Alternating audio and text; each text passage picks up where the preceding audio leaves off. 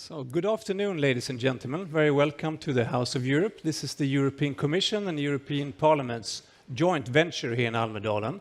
We organize seminars here during 3 days, and we try to talk about all current affairs that could be interesting for Sweden, and that concerns the things that we do in Brussels and in the EU institutions.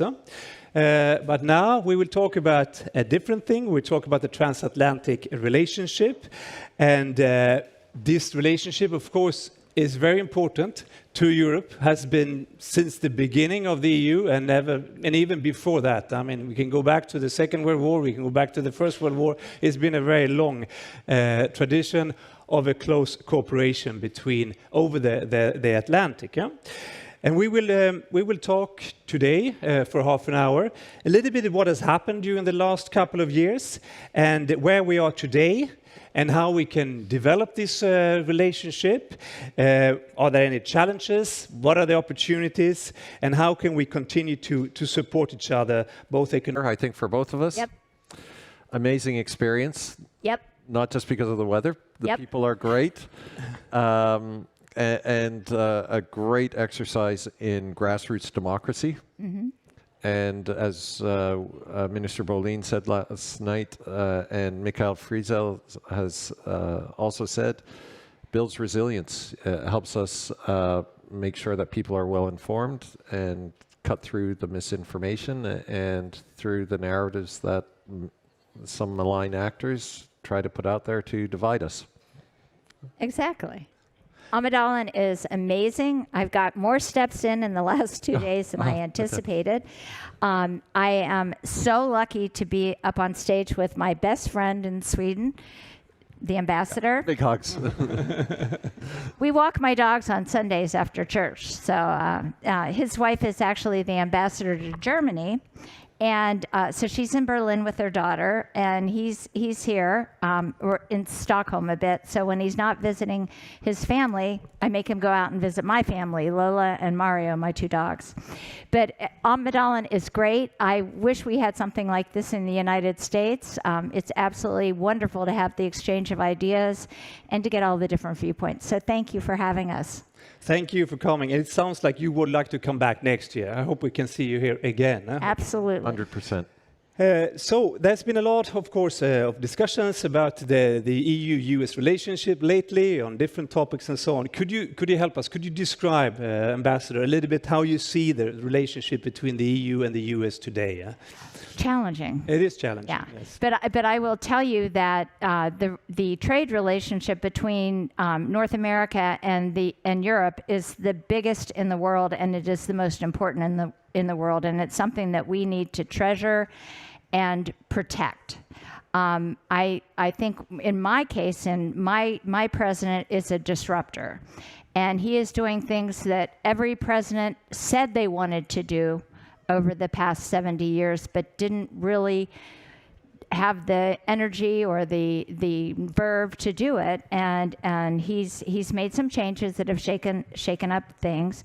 Perhaps he hasn't done it in the way that one would like and used some of the rhetoric that one would like, but he's doing a lot of the things that needed to be done, which is creating a lot of challenges. But as I tell people every day in my work, I was charged to come here to make Sweden and America together more safe, more secure, and more profitable. And that's what I do every day. And my focus is completely on defense and trade. And I'm hoping that we can break down some of the barriers that the EU is trying to put up. And I think Sweden is agreeing with us because it is a total free market economy. Rob? Well, thanks. So Canada, EU? Exactly. So we've had our free trade agreement in place since 2017, provisionally implemented. 98% of tariffs gone, trade in goods up 65%, services 90%. Bilateral trade reached $180 billion with the EU in 2025. That's great. Sweden, our goods trade has gone up 135% from 2016. Services, so that's 6.2 billion. Services, 2.2 billion. We are building and deepening the relationship. We've got security action for Europe, SAFE. Canada's the only non-EU member. First Canadian company just got a contract under SAFE with Poland. We're working on stronger supply chains, more cooperation on standards and regulations, I think, and NTBs is where we want to go in the next phase, deepen and modernize the relationship. But I also want to underscore it's not an either-or equation. It's not a zero-sum equation. Our Prime Minister has directed us to double non-U.S. trade within 10 years. 10 minutes. It feels like 10 minutes. That doesn't mean diminishing U.S. trade. That means growing the overall trade. And as we'll probably get into, our economies are so integrated, and we need to rely on secure, stable partnerships. That's all of us together. Thank you very much. That's a very good introduction. We'll come back to different parts of this later on. But coming back to you, Ambassador Toretti, so the US and the EU has agreed on a trade agreement. It was agreed last summer, and now actually I saw the news that the Council, the European Council, has agreed on the regulations that will sort of form the basis for this agreement, and it's also agreed in the Parliament. So basically, this deal is now agreed from our side. And how do you see this trade relationship, and what can it give us in the future? Well, I guess the thing that concerns me, and I'll share that, is the feeling that the EU is becoming more insular and focusing on just using products made in the EU, where I think both Canada and the United States bring a lot of value to the trade relationship. That's concerning. There are regulations that have been floating about. One has to do with methane. Another is deforestation. They will severely affect the ability of Central Europe to do business over the next 10 years. They're great in concept, but in application, it's a bit frustrating. So we're really struggling with how to work with the EU on continuing to make Europe competitive in the manufacturing sector. The deforestation issue is an issue in some countries, but not in others. And for instance, Sweden, Canada, and the U.S. find it problematic. So those are things that we're looking at. We have a fantastic ambassador, U.S. ambassador to the EU, who was a very, very successful business guy, very pragmatic.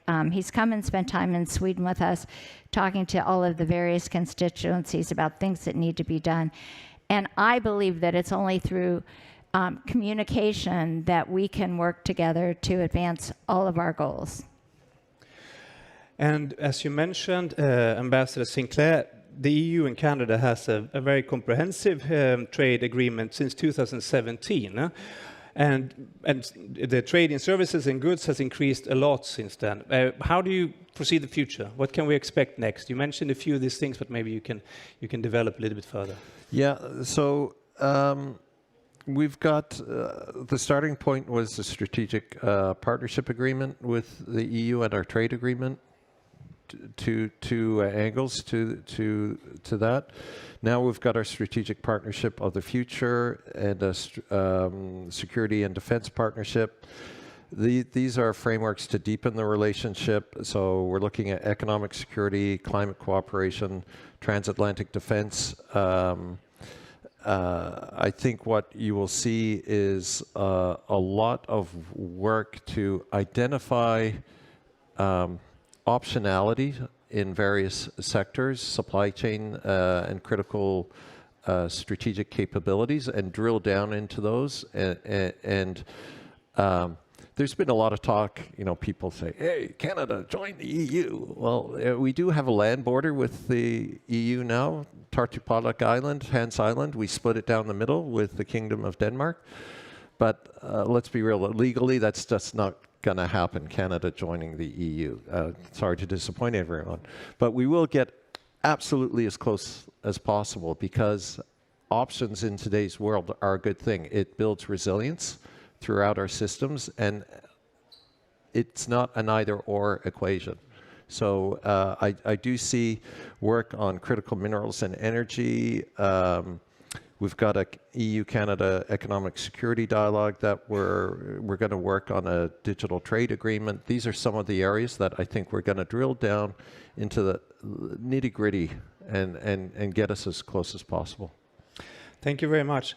If we move on to security, or rather defense spending and defense industry, which is an area where the EU, the US, and also Canada are deeply connected, or the industries are deeply connected. We can see that the EU member states are now spending a lot of money to develop capabilities and also to increase their defenses. And this is, of course, a result of the Russian invasion of Ukraine in 2022. But how do you see these ties, and what can we do to further improve this cooperation when it comes to defense industry? Well, again, I go back to communication, and for me, I am not EU focused. I am totally Sweden focused. Oh, yeah. So I just need to put that out there at the beginning, and to tell you that I believe that Sweden, for the United States, is the best partner anyone could ever have. We have the same values. We have the same motivations. We care. We have a third of the population migrated to the United States in the 1800s, and I would venture to say they went up to Canada too. But but what I've looked at is I'm trying to take it. How do you eat an elephant? You eat it bite by bite, not all in one gulp. So for me, my focus has been on how do we partner with Sweden to be a role model for the rest of the EU. And in defense, could not have a better partner than Saab. And all of the co-production that we're doing across the Atlantic is absolutely spectacular. And what I hope to do is to continue that as more of an inspiration within the EU community. But right now, I'm taking that first bite.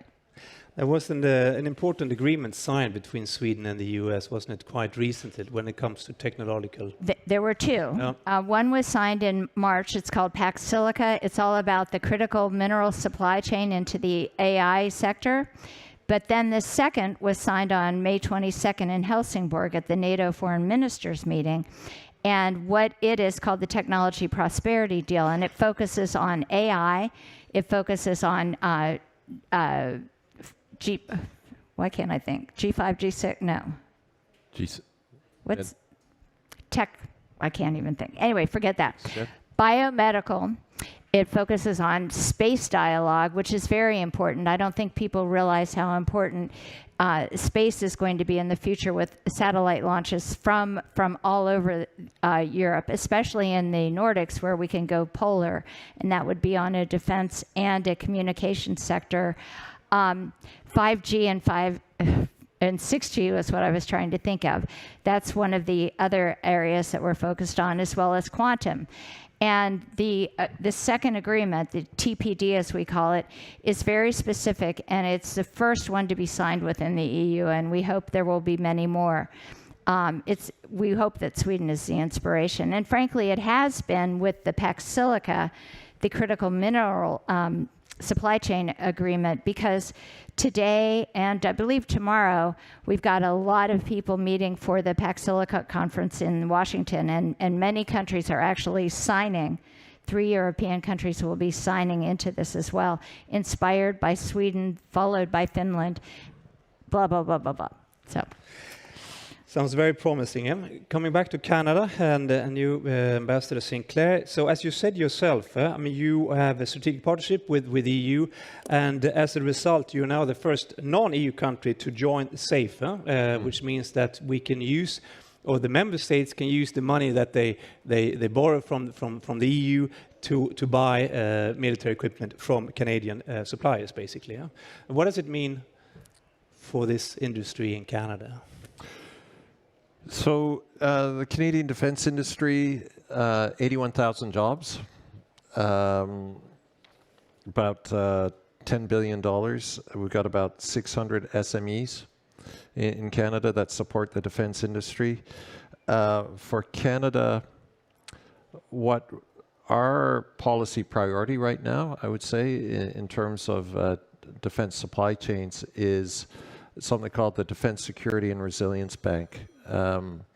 What we've observed is you now have NATO, all of NATO basically, 31 out of 32, committed to 5% spending. Canada's well on track to, we've already hit 2%. We're going to hit 4% by the end of the decade.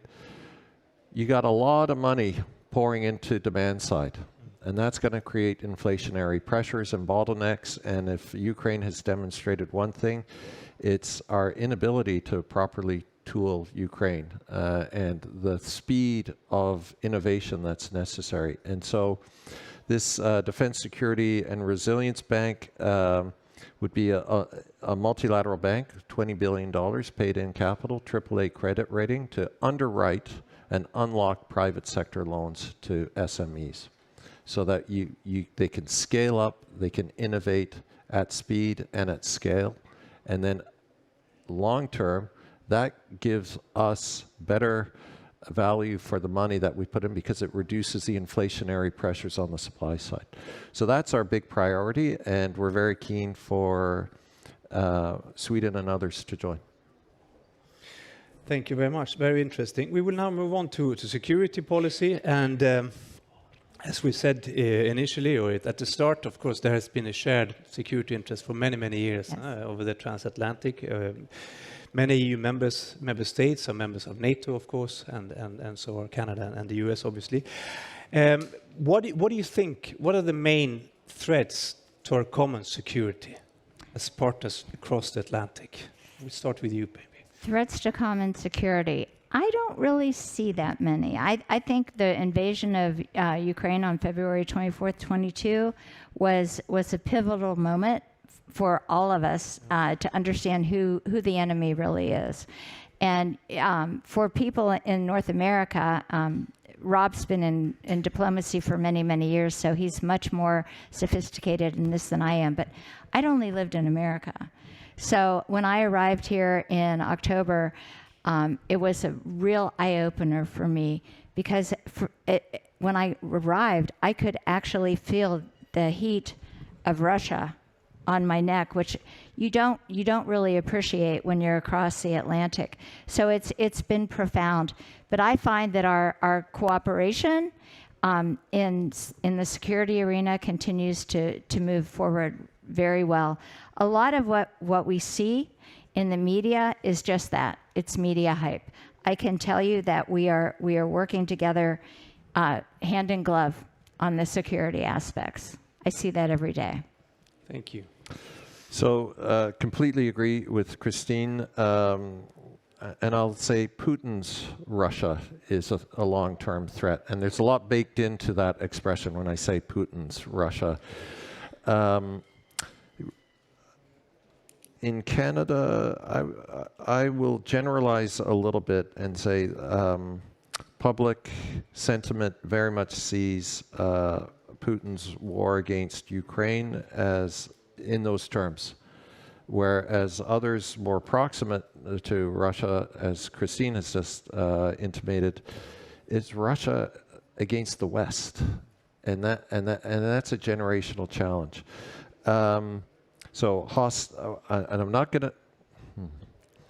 I use the term hostile acts instead of hybrid, because you talk hybrid threats, you're already putting yourself in a frame where you're not going to respond and you're playing the other side's game. So call it sabotage, call it assassination, call it disinformation. That's a real threat from Russia and some others as well. Russia's increasing militarization in the north, getting closer and closer to the North Pole, if you will. Russia's cooperation with China and increasing dependence on China to achieve its goals, and it's quickly becoming the junior partner in that relationship, even in the Arctic. That's concerning. And then taking it up a level more strategically, you've got a convergence of things: climate change, global competition, more broadly, new and disruptive technologies.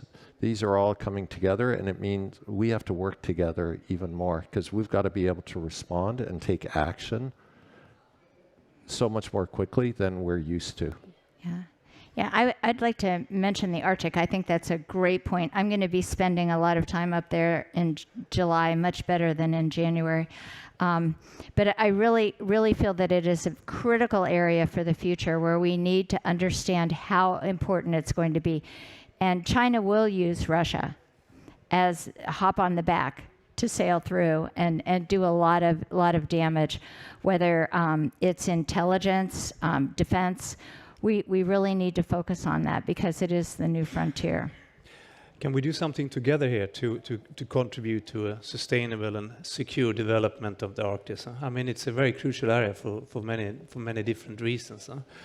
Is there a way that these three entities, Canada, US, and the EU, can cooperate more to protect and to make sure that the development and so of the Arctic is? I can't really, and you could speak to the EU and Arctic. I can tell you that we are both members of the Arctic 7, and we collaborate quite frankly on safety and defense of the region. But Rob, if you wanted to talk about EU? Well, on the EU, absolutely. On the Arctic 7, there was a great statement put out in Helsingborg. Minister Malmer Stendergaard pulled everyone together, and that was an important signal. Canada, Sweden, the US, the other Arctic, the Arctic 7 need to show leadership on the Arctic, play a leadership role. There are a lot of non-Arctic states, some non-Arctic states, say what's happening in the Arctic affects us, therefore we should have a greater say in Chinese, the Arctic. I think, say so. I reject that line of argumentation 100% because you apply that anywhere else around the world, you're in for a whole world of hurt. So we need to work together to show Arctic state leadership, whether it's in the Arctic Council, but also, frankly, with there are very, very benign non-Arctic state or entities that act in the Arctic. Their contributions are welcome. The EU, we in our Arctic foreign policy, we flag the EU as a key partner. We can't do it all by ourselves, but it has to be led by Arctic states and indigenous peoples. And so perhaps I'd leave it at that for now. Good point. I think if you understand that defining what the Arctic 7 is, it is countries that have land above the Arctic Circle. So I always thought, well, how the heck is Sweden in there? It doesn't have coastal on the Arctic. And then I realized it was that band.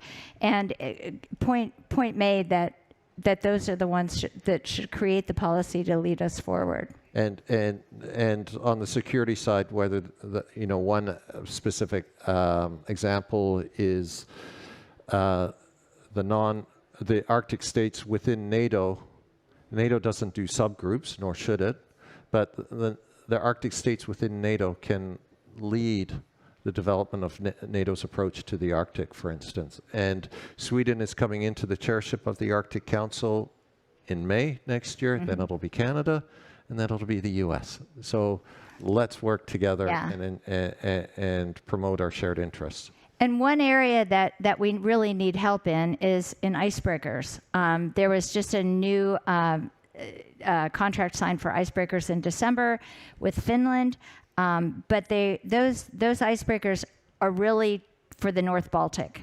They're not for the Arctic. So we will be getting together quite soon to talk about how we fund and build the icebreakers for the Arctic Ocean. And Ice Pact, Canada, Finland, yes. US. Yeah. Thank you. Okay, we have not that much time left, so let's move on. We talk a lot. But I like that. That's super. We talked about the multipolar world. We mentioned China, we mentioned Russia, and so on. And I think that many Europeans see it as a sort of maybe a bit more divisive world than it was before. And many of us listened to the Canadian Prime Minister, Mark Carney, earlier this spring, or it was actually in winter in Davos at the World Economic Forum, and he talked about the middle-sized states, standing up for the middle-sized states. And I think that stuck, it resonated a lot with the Europeans. But maybe could you, Ambassador Sinclair, develop a little bit on what kind of world order, world view does your Prime Minister aspire to? So I won't. I don't want to speak for my Prime Minister. He usually speaks for me. I follow his lead. But in terms of the world order that Canada aspires to, our Constitution Act, Section 91 of our Constitution Act, has this great phrase in it: peace, order, and good government. And that gives to the federal government the power to legislate on any issue that is not defined as exclusively provincial jurisdiction. Peace, order, and good government, that's what we want. Stability, peace, order, predictability, that's what we're looking for. But we also have to recognize that the world is a more fragmented place. Things are changing quickly. There's opportunity in that. It's not all grim, as Christine has alluded to. It's a chance to look at our systems and institutions and make sure that they're fit for purpose, and that we're not complacent. So Canada is very much in the space of developing optionality, because that's resilience, and that makes us stronger. That makes us a better partner for the US. It makes us a better partner for the EU. It makes us a better partner for all of those with whom we share these fundamental values and interests. So peace, order, good government. You have life, liberty, and the pursuit of happiness. Exactly. A little more flashy, but that's what we aspire to. Yeah. Well, you could have been the 51st state, you know.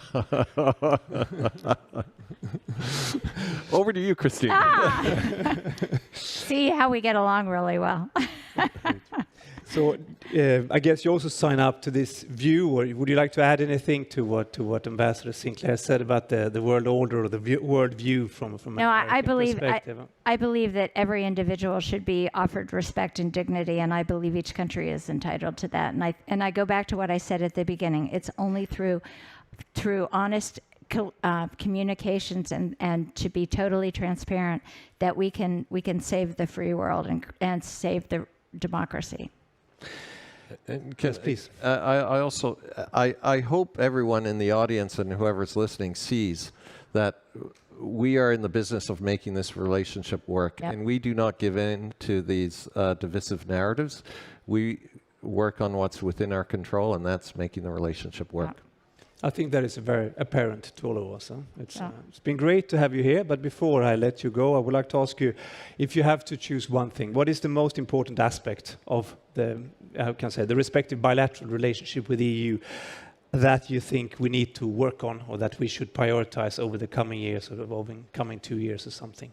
Is there something particularly important that you would like to underline or highlight? I guess I would say park your egos at the door, communicate what is fundamental to all of us, and move forward. Very wise. Thank you very much.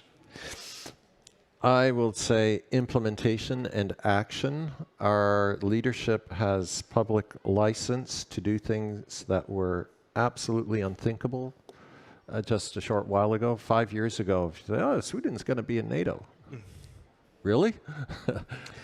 So that public license, when our public gives our leadership, and we're part of that formula, the license to think big and do things, we have to deliver, because that license will be taken away very, very quickly. So we got to get things done, and the EU is a big machine. I think it's already working towards moving more quickly in the way it's addressing certain issues within the EU framework, and more of that would be great. Sounds very good. That will be the last words. Thank you very much, Ambassador Toretti, Ambassador Sinclair, for coming here to the House of Europe, and thank you very much to you, the audience, for listening. I think we want to give you a warm applause. Thank you.